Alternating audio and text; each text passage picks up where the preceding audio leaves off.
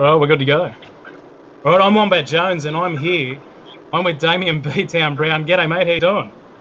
Good, mate. Yourself? Yeah, not too bad, mate. A sunny day. Sorry about yesterday, mate. Big storm passed over, so... That's all But here right, we mate. are. So, mate, let's talk about your fight, mate. It's been a couple of weeks for you to digest it, and, how do you think it was going? Do you think you were up, or did you just kind Yeah, of get it done? And mate, you know what? Obviously, it was a crazy fight. I don't know about some guys, maybe they don't want that kind of fight, but I always wanted a guy that's happy to stand there and do that with me. And thanks to Frank, he created a memory, man, that I'll never forget, and I think a lot of fans won't forget. And I think in every way possible that fight was a win, bar on paper.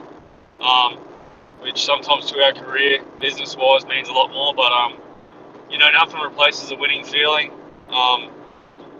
We thought we were up at the end of the fight.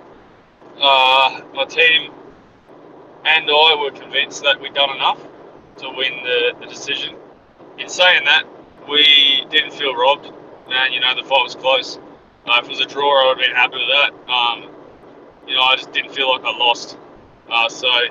It's disappointing from that sense that you feel like you've slugged it out, you've had the closest fight possible, and then you walk away with a loss. But there's got to be a winner and a loser in most occasions.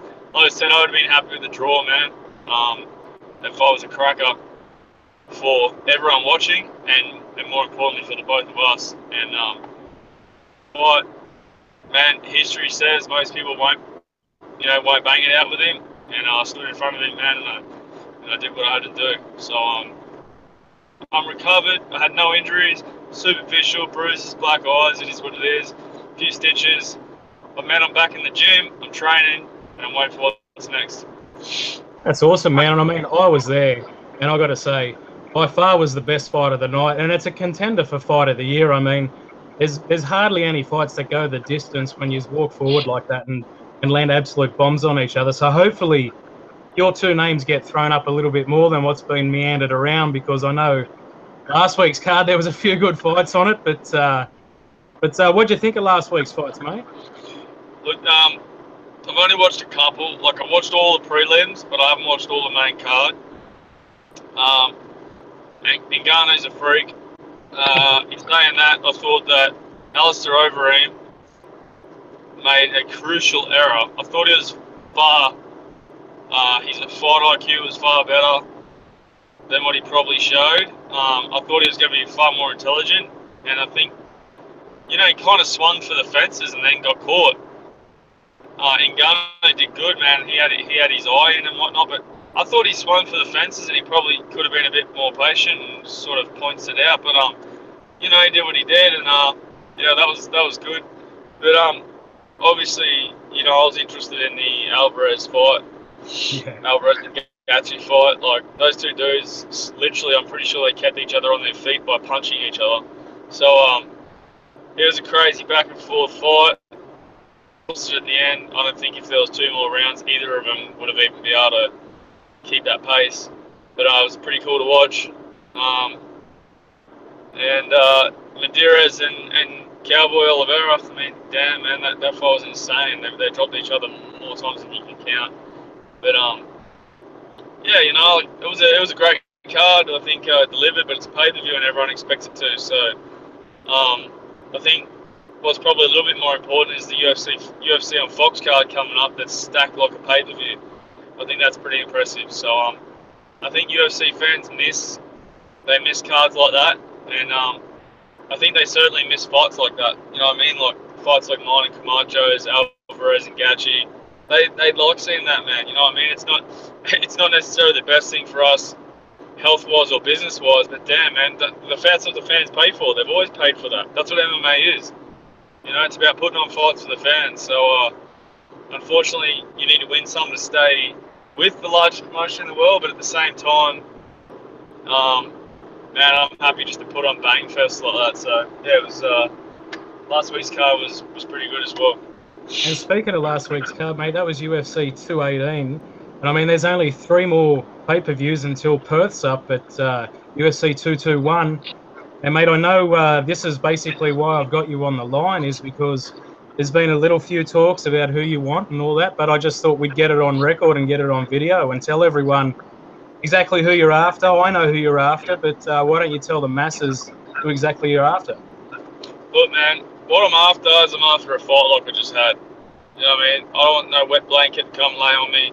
I want to put on exciting fights, and I want to go out my sword. So I either win, and I win like excitingly and you know, like massive, or I go out. You know what I mean? And I'm happy to do that. You know, I'm 33 years old. You know, give me the biggest fights that happen. If I win a few in a row, then we'll see what happens then. But give me the best fights. I'm happy to go to 145. I can make 145. I've got a good team around me that'll help me get there.